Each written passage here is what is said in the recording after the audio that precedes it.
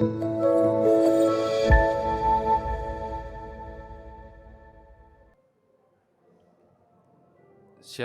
Bapak Ibu yang dikasihi dan diberkati oleh Tuhan kita Yesus Kristus. Kembali pada pagi hari ini kita bertemu dalam sarapan rohani Galang Ningyang Abian Base 11 November 2020. Sebelum kita membaca dan merenungkan akan kebenaran firman Tuhan, kita datang di dalam doa. Mari kita berdoa. Ya Tuhan, Allah Bapa kami yang di surga, Bapa yang senantiasa mengasihi akan kehidupan kami mengucap syukur pada pagi hari ini ya Tuhan, karena Tuhan sudah melindungi kami di dalam istirahat kami sepanjang malam, sehingga pada pagi hari ini ya Tuhan, Engkau bangunkan kami dengan kekuatan, kesehatan, dan napas kehidupan yang baru. Pada malam Tuhan sudah menyertai kami, hingga pada pagi hari ini kami mengucap syukur. Ya Tuhan Allah Bapa kami yang di surga, kami rindu untuk membaca dan merenungkan akan kebenaran daripada sabda-Mu. Kami mohon biarlah Tuhan membuka hati dan pikiran kami, agar apa yang hendak kami baca dan renungkan, hanya kebenaran sabda-Mu yang boleh menguatkan iman percaya kami di dalam Tuhan kami Yesus Kristus. Bapa di dalam surga, kami mengucap syukur atas kehidupan yang baru yang Tuhan sudah karuniakan bagi kami. Sebelum kami membaca dan merenungkan, beri kami hikmat-Mu ya Tuhan, agar kami dapat mengerti, melakukan firman-Mu sesuai dengan kehendak-Mu. Berfirmanlah kepada kami ya Tuhan, karena kami sudah siap untuk mendengarkannya. Di dalam nama Tuhan kami Yesus Kristus, kami berdoa. Amin. Bapak Ibu, sidang jemaat yang dikasihi dan diberkati oleh Tuhan kita Yesus Kristus, kita akan bersama-sama merenungkan firman Tuhan yang diambil dari Amsal 15 ayat yang ke-16 dan Markus 8 ayat yang ke-36. Amsal 15 ayat 16 firman Tuhan demikian, lebih baik sedikit barang dengan disertai rasa takut akan Tuhan daripada banyak harta dengan disertai kecemasan. Markus 8 ayat 36 firman Tuhan demikian, apa gunanya seorang memperoleh seluruh dunia tetapi ia kehilangan nyawanya. Bapak Ibu sidang jemaat yang dikasihi oleh Tuhan Yesus Kristus, inilah kedua ayat firman Tuhan yang akan kita renungkan bersama-sama pada pagi hari ini, yang saya beri tema kekayaan sejati, kekayaan yang sejati. Bapak Ibu yang dikasihi oleh Tuhan kita Yesus Kristus, ketika kita memandang harta orang lain yang begitu banyak dan berlimpah, secara tidak langsung mungkin kita pun ingin memiliki harta yang banyak. Karena kita berpikir memiliki harta yang banyak jauh lebih penting dari apapun juga. Hidup kita akan bahagia, hidup kita bebas dari masalah. Tetapi pertanyaannya bagi kita sekalian, benarkah dengan kekayaan harta yang banyak, hidup kita akan bahagia dan bebas dari masalah? Bacaan firman Tuhan pada hari ini dari kitab Amsal dan Markus justru berbicara sebaliknya, bahwa memiliki sedikit barang yang disertai rasa takut akan Tuhan itu jauh lebih baik daripada memiliki banyak harta dengan disertai kecemasan. Sepintas kalau kita cermati dan baca dari ayat ini cukup sederhana, tetapi kalau kita bertanya dalam diri kita sendiri, mengapa orang yang banyak harta pada umumnya merasa cemas? Ada beberapa jawaban terhadap hal tersebut. Yang pertama, bisa saja orang yang banyak harta merasa cemas karena harta yang dia miliki berasal dari cara yang tidak benar. Contohnya, mungkin dari hasil korupsi, mungkin dari hasil kejahatan, atau dari hasil yang bertentangan dengan firman Tuhan. Maka dari itu hatinya pasti tidak merasa tentram, hatinya tidak merasa tenang. Mungkin dari hartanya itu ia bisa membeli rumah, dia bisa membeli mobil, dia bisa membeli tempat tidur yang bagus, yang empuk, atau mungkin dengan hartanya yang banyak, dia bisa membeli apa saja yang dia inginkan. Bapak Ibu yang dikasihi oleh Tuhan kita Yesus Kristus,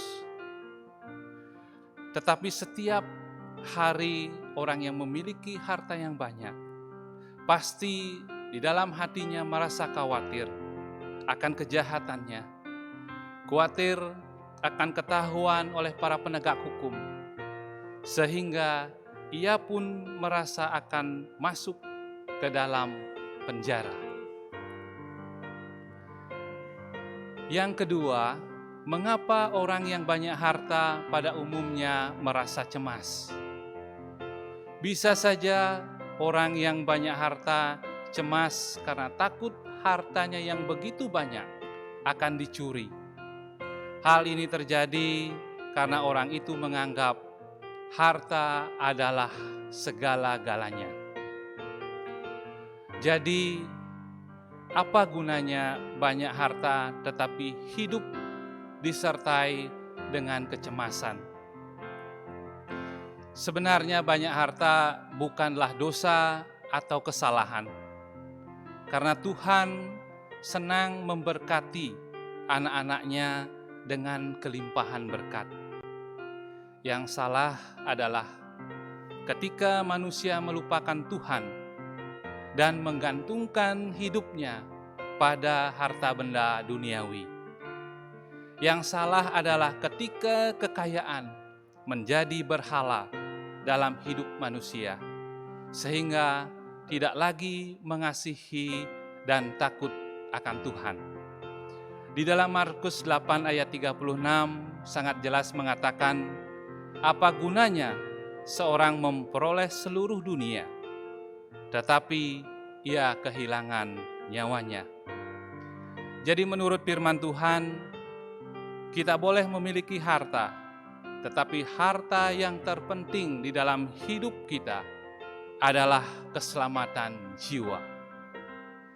Keselamatan jiwa hanya bisa diperoleh di dalam iman kita kepada Yesus Kristus dan di dalam hidup yang kuat akan Tuhan. Jika kita menggantungkan hidup kita, maka kita memiliki kekayaan yang sempurna. Dalam pengertiannya, hidup kita secara jasmani akan dipelihara oleh Tuhan dan jiwa kita diselamatkan. Inilah kekayaan kita yang sejati. Di dalam kehidupan kita, kita memiliki kekayaan yang sempurna. Kita memiliki hidup secara jasmani, dan Tuhan pasti akan pelihara. Bapak, Ibu, Saudara yang diberkati oleh Tuhan, hari ini kita patut mengucap syukur kepada Tuhan karena gereja kita, Gereja Kristen Protestan di Bali, Tuhan telah pelihara sudah 89 tahun. Gereja Kristen Protestan di Bali hadir oleh karena pemilihan dan keselamatan yang dikerjakan oleh Tuhan bagi semua warga GKPB. Kita bersyukur telah memiliki kekayaan yang sejati di dalam iman kita kepada Tuhan Yesus Kristus. Di dalam menghayati penyertaan Tuhan bagi GKPB. Mari kita tetap mengandalkan Tuhan di dalam iman kita kepada Tuhan Yesus Kristus. Jangan menggantungkan hidup pada harta duniawi, sebab harta duniawi tidak bisa menyelamatkan kita. Hidup dalam iman dan takut akan Tuhan. Ketika kita bekerja dan berkarya, andalkanlah Tuhan, sehingga setiap berkat yang kita terima akan membawa sukacita dan damai sejahtera. Dalam takut akan Tuhan, kita tidak akan merasa cemas, sebab Ia memelihara hidup dan menganugerahkan keselamatan bagi kita. Saya ulangi lagi sekali, di dalam takut akan Tuhan, kita tidak akan merasa cemas, sebab Ia memelihara hidup dan menganugerahkan keselamatan bagi kita.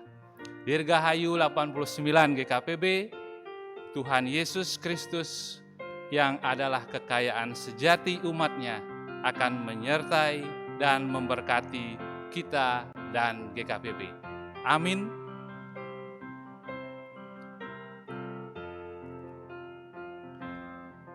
Mari kita datang di dalam doa, kita berdoa.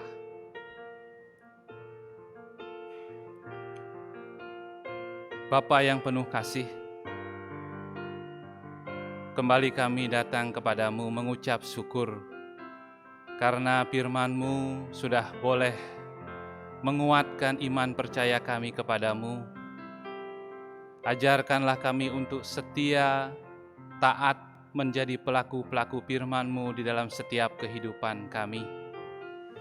Sebelum kami melakukan segala aktivitas kami pada pagi hari ini ya Tuhan, beri kami hikmat dan berkat-Mu, agar apa yang hendak kami lakukan, kerjakan di dalam setiap kehidupan kami sepanjang hari ini, benar-benar Tuhan menganugerahkan kami berkat dan damai sejahtera bagi kehidupan kami semua. Sehingga kami dapat menjadi pelaku-pelaku firman-Mu dan dapat menjadi berkat bagi saudara-saudara kami yang ada di sekitar kami. Terima kasih ya Tuhan, karena Engkau sudah menyertai kehidupan kami dan Tuhan telah memberkati kehidupan kami. Di dalam nama Tuhan kami Yesus Kristus, firman yang hidup, kami berdoa dan mengucap syukur. Amin.